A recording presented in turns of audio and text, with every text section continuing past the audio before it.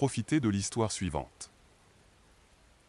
J'ai découvert que ma fiancée trompait mon frère avec notre argent de mariage pendant que mes parents étaient au courant, alors je l'ai quitté et les ai tous coupés. J'ai 29 ans. J'ai un jeune frère, Tyler, qui a 26 ans, avec qui j'étais très proche en grandissant. Nos parents l'ont toujours favorisé, comme s'il était l'enfant chéri qui ne pouvait rien faire de mal, alors que j'étais seulement le grand frère responsable censé tout gérer et prendre soin de tout le monde. Mes parents ont maintenant la soixantaine. Mon père travaille dans la construction quand il peut trouver du travail, et ma mère est serveuse dans le même dîner depuis environ 15 ans. Nous n'étions pas riches, mais nous nous en sortions bien quand j'étais plus jeune. Tyler a toujours été le type charmant et séduisant qui peut s'en sortir avec tout, mais il n'a jamais été doué pour l'argent ni pour garder un emploi. Il a eu environ 20 emplois différents depuis le lycée et a été renvoyé de la plupart pour ne pas se présenter ou avoir des problèmes d'attitude avec ses employeurs. Mais mes parents lui trouvaient toujours des excuses, disant qu'il cherchait simplement sa voie dans la vie. Pendant ce temps, j'ai travaillé à temps partiel pendant mes études, j'ai obtenu un diplôme en commerce et j'ai décroché un emploi décent juste après l'obtention de mon diplôme. À l'âge de 26 ans, j'ai rencontré Olivia lors de l'anniversaire d'un ami. Elle avait 24 ans, travaillait comme infirmière et semblait très gentille et terre à terre. Nous nous sommes tout de suite bien entendus et avons commencé à sortir ensemble sérieusement assez rapidement. Elle s'entendait très bien avec ma famille, ce qui était important pour moi car la famille a toujours été très importante chez nous. Mes parents l'adoraient, disaient qu'elle était parfaite pour moi, et Tyler semblait aussi l'apprécier vraiment. Il plaisantait et se taquinait, mais je pensais que c'était juste des choses normales entre beau-frère et belle-sœur. Olivia et moi nous sommes fiancés après 2 ans de relation. Nous étions prêts tous les deux à nous installer et à commencer notre vie ensemble, et tout semblait parfait. Nous avons commencé à planifier le mariage immédiatement car nous voulions nous marier l'été suivant. Le problème était le suivant. Même si Olivia avait perdu ses 2 parents lorsqu'elle était plus jeune et avait été élevée par sa grand-mère qui disposait de revenus fixes, il n'y aurait donc pas d'aide de son côté. Mes parents ont dit qu'ils souhaitaient contribuer mais ne pouvaient se permettre que peut-être $1000, ce que j'ai tout à fait compris. Donc, Olivia et moi avons décidé de nous préparer financièrement pour le mariage. Nous avons commencé tous les deux à mettre de l'argent de côté chaque mois, et j'ai pris quelques travaux freelance le week-end pour gagner de l'argent supplémentaire. Nous avons ouvert un compte d'épargne commun spécifiquement pour les dépenses du mariage, et nous étions tous les deux vraiment disciplinés pour y ajouter chaque mois. C'était agréable de travailler ensemble vers cet objectif et de voir le solde augmenter. Cependant, ma situation familiale a commencé à se compliquer à cette époque. Tyler avait perdu un autre emploi et vivait à nouveau avec mes parents, ce qui mettait une pression sur leurs finances. Le travail de mon père ralentissait à cause de problèmes de dos. Ils avaient du mal à joindre les 2 bouts et je me sentais vraiment coupable parce que j'allais bien financièrement alors qu'eux avaient des difficultés. J'ai donc commencé à les aider de temps en temps. J'achetais des courses quand je venais dîner chez eux, ou je glissais de l'argent à ma mère quand je savais qu'ils avaient du retard dans leurs factures. J'ai probablement donné quelques milliers de dollars au cours de plusieurs mois, mais ça ne me dérangeait pas car ce sont mes parents et je les aime. Olivia savait que j'aidais mes parents et elle était entièrement d'accord, même si cela signifiait que nous ne pouvions pas économiser pour le mariage aussi rapidement que prévu. Tyler savait également que j'aidais nos parents, et il commençait à me demander directement de l'argent parfois. Habituellement, c'était de petites sommes, comme 50 ou $100 pour de l'essence ou de la nourriture, et il promettait toujours de me rembourser. Je savais qu'il ne le ferait probablement pas, mais je l'aidais quand même car c'est mon frère et je ne voulais pas qu'il galère. Olivia n'était pas aussi enchantée de me voir donner de l'argent à Tyler car elle disait qu'il devait apprendre à être responsable de lui-même. Elle n'en a pas fait tout un plat. La chose étrange était qu'alors que Tyler était censé être fauché et sans emploi, il semblait toujours avoir de l'argent pour sortir et acheter des choses. Il se pointait au dîner de famille avec des vêtements neufs ou parlait de sorties à des concerts ou des bars avec ses amis. Quand je lui en parlais, il disait qu'il faisait simplement attention à son argent ou que ses amis payaient pour les sorties. À cette époque, j'ai remarqué qu'Olivia agissait aussi un peu différemment. Parfois, elle semblait plus distante, et elle devenait bizarre avec son téléphone comme si elle cachait quelque chose. Elle a commencé à travailler plus d'heures supplémentaires à l'hôpital, ce que je trouvais génial car ça signifiait plus d'argent pour nous, mais cela voulait aussi dire que je la voyais moins. Quand j'essayais de prendre des engagements avec elle, elle disait souvent qu'elle était trop fatiguée du travail ou qu'elle avait déjà des plans avec ses amis. J'ai aussi remarqué qu'elle ne contribuait pas autant à notre fonds de mariage qu'auparavant. Quand je lui en ai parlé, elle a dit que les heures supplémentaires lui pesaient et qu'elle avait eu des dépenses inattendues. Elle avait l'air stressée, donc je n'ai pas insisté sur le sujet. J'ai juste commencé à mettre plus d'argent moi-même pour combler le manque.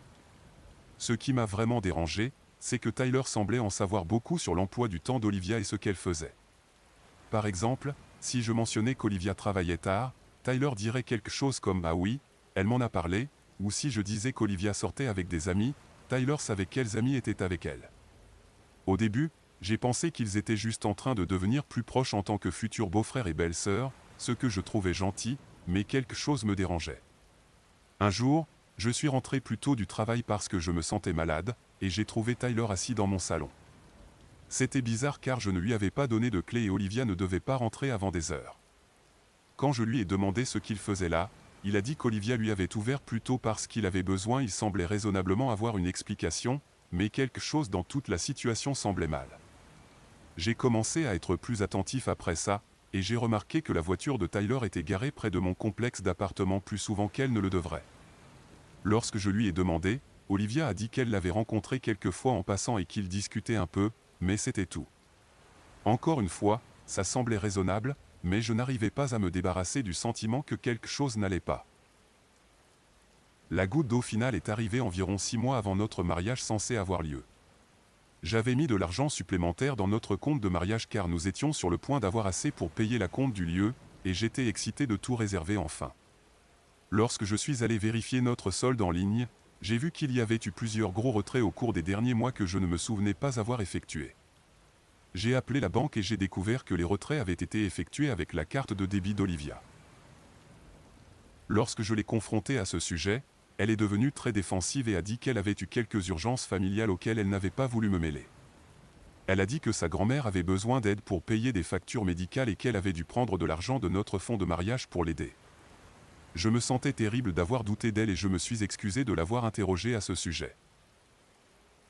J'ai proposé d'appeler sa grand-mère pour voir s'il y avait autre chose que nous pouvions faire pour aider, mais Olivia s'est fâchée et a dit que sa grand-mère était gênée d'avoir besoin d'aide et ne voulait pas que quelqu'un d'autre soit au courant de ses problèmes financiers. Avec du recul, cela aurait dû être un énorme signal d'alarme, mais j'aimais Olivia et je lui faisais confiance, alors j'ai cru ce qu'elle me disait. Mais ensuite, j'ai commencé à remarquer que Tyler semblait soudainement avoir de nouveau de l'argent. Il avait déménagé de chez mes parents dans son propre appartement, avait une nouvelle voiture et parlait toujours d'acheter des choses chères ou d'aller dans des endroits coûteux. Quand je lui ai demandé comment il se débrouillait pour tout acheter sans emploi, il a dit qu'il avait fait quelques travaux en espèces pour une entreprise d'un ami et que les affaires marchaient bien. Je voulais le croire, mais quelque chose dans le timing semblait trop coïncident. Olivia retirait de l'argent de notre fonds de mariage pour des urgences familiales en même temps que Tyler était soudainement plein aux as. J'ai commencé à me sentir paranoïaque et coupable de penser ce que je pensais, mais je ne pouvais pas m'empêcher d'y penser. C'est là que la situation actuelle a commencé. Le mois dernier, j'ai décidé de surprendre Olivia en planifiant un week-end romantique pour nous. J'avais beaucoup travaillé et j'avais l'impression que nous ne nous connections plus autant ces derniers temps, donc j'ai pensé que ce serait bien pour nous de passer du temps de qualité ensemble. J'ai réservé un bel hôtel à environ 2 heures d'ici et j'avais prévu de la surprendre quand elle rentrerait de son service vendredi soir. Mais quand vendredi est arrivé, Olivia m'a envoyé un texto en disant qu'elle devait travailler un double service et qu'elle ne rentrerait pas avant samedi matin. J'étais déçu mais je comprenais que le travail passe en premier, d'autant plus que nous avions besoin d'argent. J'ai décidé de passer la soirée à la maison et peut-être de lui faire la surprise de l'idée du voyage le samedi à la place. Vers 22 heures, je me sentais agité et j'ai décidé d'aller faire un tour en voiture pour me vider la tête. Je n'avais pas l'intention d'aller quelque part en particulier, mais je me suis retrouvé à conduire vers l'hôpital où travaillait Olivia. Je me suis dit que j'allais juste vérifier si sa voiture était dans le parking, juste parce qu'elle me manquait et que je voulais me sentir connecté à elle d'une manière ou d'une autre. Mais quand je suis arrivé à l'hôpital, la voiture d'Olivia n'était pas là. J'ai fait le tour du parking 2 fois pour m'assurer de ne pas l'avoir ratée, mais elle n'y était définitivement pas. J'ai commencé à paniquer et à me demander s'il lui était arrivé quelque chose. Peut-être qu'elle avait été appelée à un endroit différent, ou peut-être que sa voiture était au garage et que quelqu'un l'avait conduite. Je suis resté dans le parking pendant environ 20 minutes à essayer de réfléchir à ce que je devais faire. Je ne voulais pas l'appeler et sembler impoli. Alors que je la surveillais, j'étais vraiment inquiet. Finalement, j'ai décidé de rentrer chez moi et d'attendre qu'elle me contacte. En retournant à mon appartement, J'ai emprunté un itinéraire qui passait devant le nouvel endroit de Tyler. Je n'avais pas l'intention de m'arrêter ou quoi que ce soit. Je conduisais juste et réfléchissais sans vraiment faire attention à où j'allais. Mais en passant devant son immeuble, j'ai vu la voiture d'Olivia garée dehors. Mon cœur s'est serré. Je me suis arrêté et suis resté là à fixer sa voiture, essayant de trouver une explication raisonnable pour sa présence ici. Peut-être que Tyler avait un problème quelconque. Olivia était allée lui porter secours. Peut-être que sa voiture avait tombé en panne près de chez lui et qu'elle l'avait appelé pour demander de l'aide. Mais au fond de moi, je savais. Je crois que je le savais depuis des mois, mais j'essayais de me convaincre que j'étais parano et jaloux sans raison. Je suis resté dans ma voiture probablement 1 heure, à fixer la voiture d'Olivia et à essayer de décider quoi faire. Finalement, j'ai décidé de rentrer chez moi et d'attendre. Si Olivia travaillait vraiment une double journée comme elle l'avait dit, alors elle finirait vers 6 heures du matin et serait à la maison vers 7 heures. Si elle faisait ce que je pensais qu'elle faisait, alors elle serait probablement rentrée à un moment de la nuit avec une excuse sur le fait d'être rentrée tôt du travail. Olivia est rentrée vers 2 heures du matin. Elle essayait d'être discrète, mais j'étais réveillé et l'attendais. Quand elle est arrivée dans la chambre, je lui ai demandé comment s'était passé le travail. Elle a dit que c'était très chargé et qu'il l'avait laissé partir quelques heures plus tôt car les choses s'étaient calmées. Je lui ai demandé si quelque chose d'intéressant s'était passé, et elle a juste dit non, comme d'habitude. J'ai voulu la confronter à ce moment-là, mais j'ai réalisé que je devais être plus malin à ce sujet. Si j'avais tort, je détruirais ma relation et mes relations familiales pour rien. Mais si j'avais raison, il me fallait des preuves avant de dire quoi que ce soit. Un conseil ? Mise à jour. Il s'est écoulé 2 semaines. Beaucoup de gens ont demandé une mise à jour. Voici ce qu'il s'est passé après que j'ai publié ce message. J'ai décidé que j'avais besoin d'obtenir une preuve concrète avant de confronter Olivia et Tyler. J'ai donc fait certaines choses dont je ne suis pas particulièrement fier mais que je sentais devoir faire. Tout d'abord, j'ai commencé à suivre plus attentivement l'horaire de travail d'Olivia. J'ai appelé l'hôpital plusieurs fois en prétendant livrer des fleurs ou de la nourriture pour elle, et j'ai découvert qu'elle ne travaillait pas autant de quarts qu'elle me le disait. Les fois où elle prétendait faire des doubles ou prendre des quarts supplémentaires, elle n'était souvent même pas prévue pour travailler du tout. J'ai aussi commencé à prêter plus d'attention à notre compte bancaire commun. J'ai mis en place des alertes pour être prévenu à chaque fois qu'un retrait était effectué, et j'ai commencé à prendre des captures d'écran de l'historique des transactions. Ce que j'ai découvert, c'est qu'Olivia retirait régulièrement de l'argent liquide, généralement des montants entre 2 cents et 500 $, toujours à partir de distributeurs automatiques près de l'appartement de Tyler ou près des endroits où ils étaient apparemment ensemble. Ce qui m'a vraiment fait réagir, c'est lorsque j'ai vérifié notre compte de fonds de mariage et réalisé qu'il nous manquait près de 3 000 $. Nous aurions dû avoir environ 12 000 $ d'économie à ce stade, mais il ne restait plus qu'environ 9 000 $. En examinant l'historique des transactions, j'ai constaté qu'il y avait eu de nombreux retraits que je n'avais certainement pas effectués, et cela durait depuis des semaines. J'étais furieux et dévasté, mais je voulais être absolument sûr avant de faire quoi que ce soit. J'ai donc décidé de les suivre. Je sais à quel point cela peut sembler fou, et je n'en suis pas fier, mais j'avais l'impression de perdre la tête et j'avais besoin de connaître la vérité. La prochaine fois qu'Olivia m'a dit qu'elle travaillait tard, j'ai attendu qu'elle parte et je l'ai suivie. Elle n'est pas allée à l'hôpital. Elle est allée directement à l'appartement de Tyler et est restée là-bas pendant des heures. J'étais assis dans ma voiture en me sentant mal au cœur. Mais ça empire. Pendant que j'étais assis là, j'ai vu la voiture de ma mère se garer. Ma mère est sortie et est montée à l'appartement de Tyler également. Elle est restée environ 1 heure et, quand elle est ressortie, Tyler l'a raccompagnée à sa voiture et ils se sont serrés dans les bras comme si de rien n'était. Ils étaient en train de se dire au revoir après une agréable visite. C'est là que j'ai réalisé que mes parents savaient ce qui se passait. Ma mère n'a pas été surprise de voir la voiture d'Olivia là-bas, et Tyler ne cherchait pas à lui cacher quoi que ce soit. Ils étaient tous complices, et j'étais le seul à ne pas le savoir.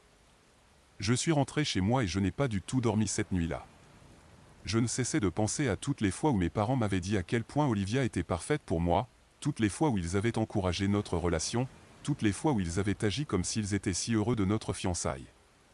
Ils m'avaient menti en face pendant des mois pendant que mon frère et ma fiancée se faisaient des coups en douce et volaient de l'argent de notre fonds de mariage.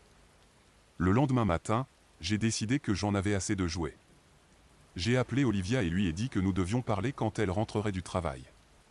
Elle a dit qu'elle allait travailler tard encore une fois, et j'ai simplement dit d'accord, nous parlerons demain, mais je savais qu'elle n'allait pas travailler.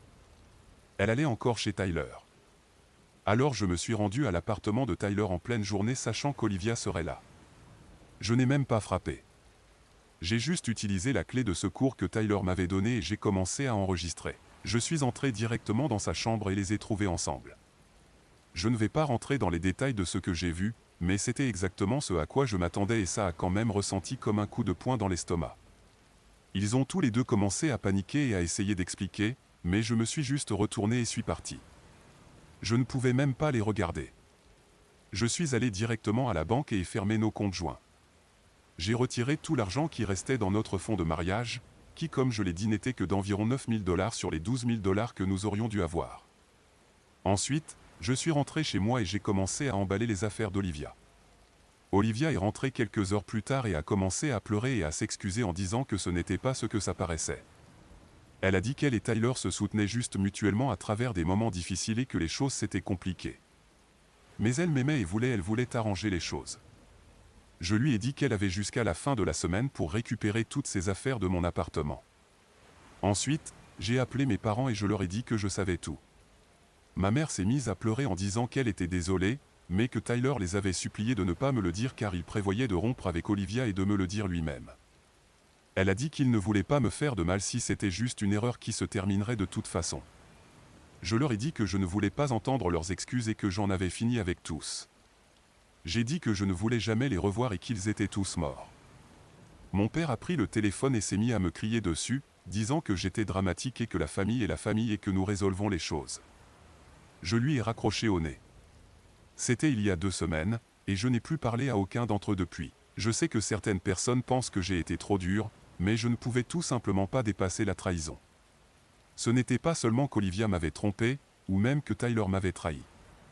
C'était que mes parents étaient au courant et m'avaient menti en face pendant des mois pendant que je prévoyais d'épouser quelqu'un qui couchait avec mon frère en utilisant l'argent que nous avions économisé pour notre mariage. Mise à jour 2, je poste une petite mise à jour pour obtenir à nouveau des conseils comme la dernière fois. Il y a environ 6 mois, les choses ont apparemment commencé à mal tourner pour eux tous. Tyler a perdu son appartement car il n'avait pas d'argent et a dû retourner vivre avec mes parents. Olivia a été licenciée de son poste à l'hôpital pour une sorte de violation de politique. Je ne sais pas exactement. Les problèmes de santé de mon père se sont aggravés et il ne peut plus travailler dans le bâtiment, et le dîner de ma mère où elle travaillait a fermé à cause du Covid et elle a du mal à trouver un autre emploi. Ils ont essayé de me contacter par le biais d'amis communs et de membres de la famille éloignée. Ils ont envoyé des lettres à mon appartement, se sont présentés à mon travail, ont même contacté certains de mes amis pour qu'ils parlent de moi. Le message est toujours le même, ils sont désolés pour ce qu'ils ont fait, ils veulent que les choses rencontrées la semaine dernière, ma tante m'a appelé pour me dire que mes parents allaient probablement perdre leur maison car ils ne peuvent pas payer le prêt hypothécaire. Elle a dit qu'ils sont trop fiers pour me le demander directement, mais qu'ils espèrent que je les aiderai parce que je suis le seul dans la famille qui s'en sort bien financièrement. Elle a dit que Tyler et Olivia ne sont plus ensemble et que tout le monde se rend compte que c'était une erreur. J'ai dit à ma tante que je suis désolé que mes parents aient des difficultés, mais ce n'est pas mon problème. J'ai dit qu'ils ont fait leur choix en décidant de me mentir et d'aider mes frères à me voler, et maintenant ils doivent assumer les conséquences. Elle a dit que j'étais froid et que ce sont mes parents et que je devrais les aider quelles que soient les circonstances. Le truc, c'est que depuis que je les ai coupés tous les liens, je m'en sors vraiment bien. Je sors avec quelqu'un de nouveau et tout se passe bien avec elle. Je suis plus heureux que je ne l'ai jamais été depuis des années, et je ne regrette pas le drame et le stress que ma famille apportait toujours dans ma vie. Je ne sais pas, suis-je trop froid? Mise à jour 3 après mon dernier message, j'ai décidé de rester sur mes positions et de ne pas aider ma famille, mais ils intensifient leurs tentatives pour me contacter et cela commence à affecter ma vie de manière inattendue. Ensuite, Tyler a commencé à laisser des messages sur mon téléphone professionnel. Je ne sais pas comment il a obtenu le numéro, mais il appelait et laissait de longs messages pour s'excuser et dire qu'il avait commis une terrible erreur et tout gâché. Il pleurait dans certains des messages et parlait du fait qu'il avait perdu le meilleur frère qu'il ait jamais eu et qu'il ne savait pas comment vivre avec ce qu'il avait fait. Les messages étaient vraiment perturbants car Tyler semblait être en train de faire une sorte de crise mentale. Il parlait du fait qu'il n'avait jamais mérité l'amour d'Olivia ou mon pardon, et qu'il aurait aimé pouvoir revenir en arrière et tout changer. Dans un message, il a dit qu'il avait pensé à se faire du mal car je ne pouvais plus supporter la culpabilité. Je tiens à préciser que je ne pense pas que Tyler était vraiment suicidaire. Je pense qu'il essayait de me manipuler pour que je le plaigne. Mais les messages étaient vraiment bouleversants à écouter, et j'avais peur qu'il fasse quelque chose de stupide. J'ai donc appelé ma tante et je lui ai parlé des messages vocaux. J'ai dit que si Tyler avait vraiment des pensées suicidaires, quelqu'un devait lui procurer une aide professionnelle, mais ce ne serait pas moi. Elle a dit qu'elle en parlerait à mes parents, et les messages vocaux se sont arrêtés après ça. Mais ensuite, Olivia a commencé à contacter ma nouvelle petite amie. Je ne sais pas comment elle a découvert qui j'étais en train de fréquenter ni comment elle a obtenu ses coordonnées, mais elle a commencé à lui envoyer des messages sur les réseaux sociaux et à lui envoyer des SMS. Ma petite amie m'a montré certains des messages, et ils étaient vraiment bizarres et manipulateurs. Olivia disait à ma petite amie qu'elle devait me convaincre de pardonner à ma famille car ils souffraient tous et que c'était en partie de ma faute. Elle disait que j'étais une bonne personne mais que je pouvais être têtu et vindicatif quand je me sentais blessé, et que ma petite amie devait m'aider à comprendre que nourrir des rancœurs ne faisait de mal à tout le monde. Elle a également dit des choses assez méchantes sur le fait que ma nouvelle relation n'était qu'une tentative de me remplacer, et que je ne pourrais jamais faire confiance à quelqu'un d'autre à cause de ce qu'elle m'avait fait. Elle a dit à ma petite amie de faire attention car j'avais maintenant des problèmes de confiance et je finirais probablement par être contrôlant et suspicieux dans toutes mes relations futures. Ma petite amie était vraiment bouleversée par les messages, car elle avait l'impression qu'Olivia essayait de saboter notre relation. Elle m'a demandé si je voulais qu'elle réponde à Olivia ou la bloque, et je lui ai dit de simplement la bloquer sur tout et de ne pas entrer en contact avec elle. Mais le fait qu'Olivia essayait d'interférer dans ma nouvelle relation m'a rendu plus en colère que tout ce qu'ils avaient fait d'autre. C'était comme si elle ne supportait pas le fait que je sois en train de me continuer et être heureux sans elle, alors elle essayait de ruiner cela aussi. À cette période, j'ai découvert plus de détails sur la raison pour laquelle Olivia avait été renvoyée de l'hôpital. Apparemment, elle volait des médicaments et les revendait. Un de mes amis travaillant dans le domaine de la santé m'a dit qu'Olivia avait été surprise en train de prendre des antidouleurs et d'autres substances contrôlées à la pharmacie et qu'une enquête était en cours sur la durée pendant laquelle cela s'était produit. Cela expliquait en grande partie où une partie de l'argent de notre fonds de mariage était allée. J'avais supposé qu'Olivia donnait simplement de l'argent à Tyler, mais apparemment, elle l'utilisait également pour soutenir une habitude de consommation de drogue que j'ignorais même qu'elle avait. Plus j'en apprenais sur ce qui s'était vraiment passé, plus je réalisais que la personne que je pensais aimer n'avait en réalité jamais existé. C'est alors que j'ai décidé de leur écrire une lettre. Je sais que beaucoup de gens dans les commentaires ont suggéré cela, et je me suis enfin senti prêt à mettre mes pensées par écrit. J'ai passé plusieurs jours à écrire et à réécrire, essayant de m'assurer d'être clair sur pourquoi j'avais pris la décision de les couper et pourquoi je ne changerais pas d'avis. Dans la lettre, j'ai expliqué que ce n'était pas parce que je ne pouvais pas pardonner l'infidélité, et ce n'était pas parce que j'étais trop fier pour aider des membres de ma famille en difficulté. J'ai dit que c'était parce qu'ils avaient tous trahi ma confiance de la manière la plus profonde possible, et qu'ils m'avaient montré que leur loyauté n'était pas avec moi quand cela comptait le plus. J'ai écrit que lorsqu'Olivia volait notre argent de mariage pour soutenir sa dépendance à la drogue et sa liaison avec Tyler, ils auraient pu me le dire et m'éviter des mois de planification d'un mariage avec quelqu'un qui me trompait activement. Lorsque Tyler utilisait de l'argent qui était censé être pour mon avenir pour financer son train de vie et sa relation avec ma fiancée, ils auraient pu me le dire et m'éviter de continuer à lui prêter de l'argent que je pensais l'aider à remonter la pente.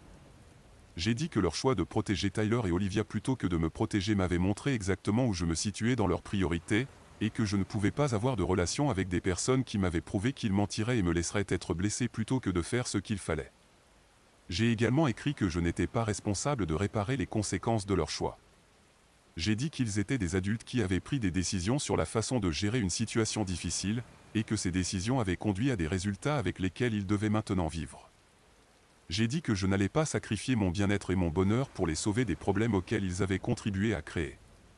Enfin, j'ai écrit que j'étais heureux, en bonne santé et en train de me construire une vie heureuse, et que je n'allais pas laisser qu'ils la détruisent en continuant à essayer de forcer leur retour dans ma vie. J'ai dit que s'ils m'aimaient vraiment et voulaient mon bien, ils respecteraient ma décision et me laisseraient tranquille. J'ai envoyé la lettre à la maison de mes parents et j'ai envoyé des copies à Tyler et à ma tante via Gmail.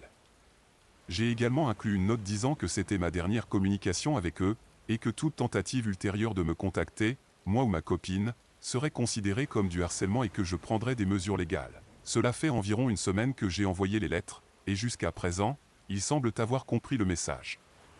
Je n'ai pas eu de nouvelles d'eux, et ma copine n'a pas reçu de message d'Olivia. J'espère que c'est enfin la fin de tout ça, mais je suis également prêt à obtenir une ordonnance de restriction s'ils tentent de me recontacter. J'ai découvert que ma fiancée couchait avec mon frère en utilisant l'argent de notre fonds de mariage alors que mes parents étaient au courant, donc je les ai quittés et les ai tous coupés. J'ai 29 ans, et j'ai un jeune frère, Tyler, qui a 26 ans, et nous étions très proches en grandissant.